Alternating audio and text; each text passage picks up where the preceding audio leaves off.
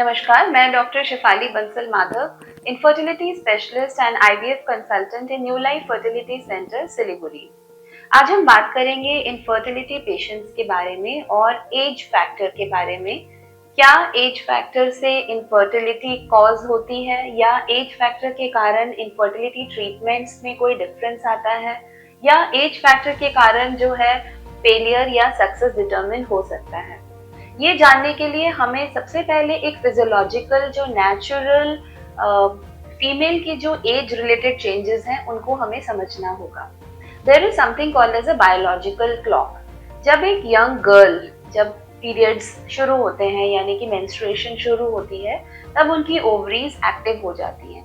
Every time menstruation happens, few eggs are being lost from the body naturally. जो female के जो best eggs होते हैं वो generally by the age of 25 to 30 utilise हो जाते हैं। After the age of 30 slowly these eggs will go down in number. After the age of 35 जो डिक्लाइन है नंबर में वो रैपिडली होने लगता है and after the age of 40 हम देखते हैं कि नंबर ऑफ एग्स जो है वो बॉडी में काफी कम हो जाते हैं और जो नेचुरल एज ऑफ मेनोपॉज है वो है 50 प्लस। और इस एज में ओवरीज जो है वो शट डाउन हो जाती हैं, उनका फंक्शन फिनिश हो जाता है और नेचुरली मेनोपॉज हो जाता है। अब ये जो नेचुरल चेंजेस हैं फीमेल बॉडी में, इनका फर्टिलिटी के ऊपर क्या इफेक्ट है? जो एग क्वालिटी और एग नंबर्स यंगर एज में बेटर होते हैं, वो जैसे जैसे एज बढ़ती है egg quality as well as egg number will go down. अब हम कैसे जान सकते हैं कि जो पेशेंट हमारे पास इनफर्टिलिटी लेकर आए हैं या फर्टिलिटी प्रॉब्लम लेकर आए हैं, उनकी खुद की एग क्वालिटी अच्छी है या मीडियम है या पुअर है? उसको चेक करने के लिए हमारे पास टेस्ट्स हैं।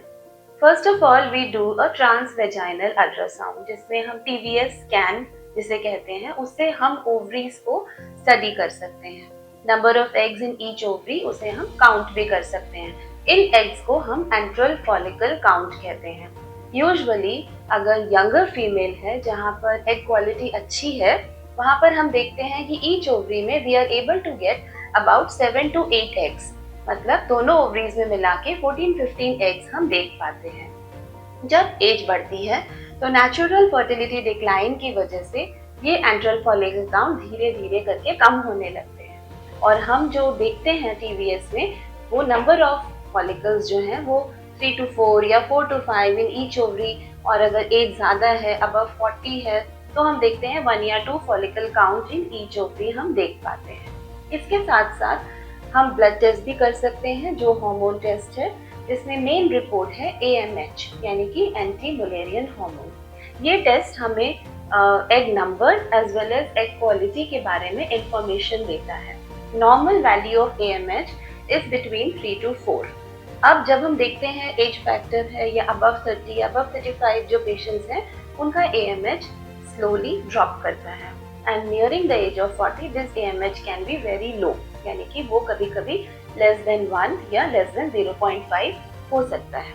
ऐसे केसेस में हम FSH LH हार्मोन लेवल भी चेक कर सकते हैं। FSH LH hormone level generally हम पीरियड के सेकेंड या थर्ड डे में करते हैं। तो इन सभी टेस्ट को कंबाइन करके, यानी कि blood test, hormone test, AMH, FSH, LH and antral follicle count on transvaginal ultrasound, इन सभी को कंबाइन करके हम असेस कर सकते हैं कि हमारे जो पेशेंट हैं जो फर्टिलिटी ट्रीटमेंट के लिए आए हैं, उनकी खुद की एग क्वालिटी या एग क्वांटिटी सफिशिएंट है या नहीं है। इस पर जो है हमारा ट्रीटमेंट प्लान डिपेंड करता है। अगर पेशेंट यंग है, जिनकी एग क्वालिटी अच्छी है, AMH लेवल्स नॉर्मल हैं, एंट्रल फॉलिकल काउंट्स भी अच्छे हैं, FSH LH भी नॉर्मल लेवल में है, तो उनके लिए हम नेचुरल मेथड्स या सिंपल ओव्यूलेशन इंडक्शन की मेडिसिन हम दे सकते हैं और फॉलिकल मॉनिटरिंग से हम देख सकते हैं कि ये ओव्यूलेशन किस तरह से हो रहा है। अगर AMH लेवल बॉर्डरलाइन है और पेशेंट्स ऑलरेडी कई साइकिल ऑफ ओव्यूलेशन इंडक्शन ले चुके हैं या फिर IUI treatments, multiple IUI cycles already कर चुके हैं, तो हमें डाउट होता है कि लो एंड्रल फॉलिकल के कारण या लो क्वालिटी ऑफ एग के कारण उनकी जो बॉडी में एम्ब्रियोज या भ्रूण जो बनने चाहिए वो हेल्दी वे में फॉर्म नहीं हो रहे हैं। ऐसे पेशेंट्स के लिए हम आईवीएफ एडवाइस करते हैं, यानी कि टेस्ट ट्यूब बेबी। इस केस में जो एग्स रहते हैं उनको हम इंजेक्शंस के मेथड से हम लोग जो है बड़ा करते हैं और उनको बॉडी से हम बाहर निकाल सकते हैं। और ये जो एग्स हैं इनको हम लेबोरेटरी में असेस कर सकते हैं, इनकी फर्टिलाइजेशन हम चेक कर सकते हैं और एम्ब्रियोज जो हैं वो किस क्वालिटी के फॉर्म हो रहे हैं उनको हम चेक भी कर सकते हैं। और जो अच्छे एम्ब्रियोज अगर फॉर्म होते हैं तो उनको ही हम यूट्रस में इम्प्लांट कर सकते हैं। अब अगर कोई पेशेंट है जिनकी एज बहुत ज़्यादा है, अबव 45 या अबव 46, और एएमएच काउंट बहुत ही लो है, तो ऐसे केसेस में जनरली इंजेक्शंस या स्टिमुलेशन देने पर अच्छा रिस्पॉन्स नहीं मिलता है। ऐसा हो सकता है कि after giving stimulation injections also या तो हमें कोई हेल्दी एग ना मिले या फिर कोई एम्ब्रियो हेल्दी वे में फॉर्म ना हो। ऐसे केसेस में हम जनरली एग डोनर आईवीएफ के लिए सजेशन देते हैं। एग डोनर मतलब अगर खुद के एग्स हेल्दी नहीं है, उससे एम्ब्रियोज फॉर्म नहीं हो पा रहे हैं, तो हम एआरटी बैंक, जिसकी फैसिलिटी न्यू लाइफ में है, न्यू लाइफ फर्टिलिटी सेंटर में है, एआरटी बैंक से हम एग्स मैच करके उन पेशेंट्स के लिए ले सकते हैं। धन्यवाद।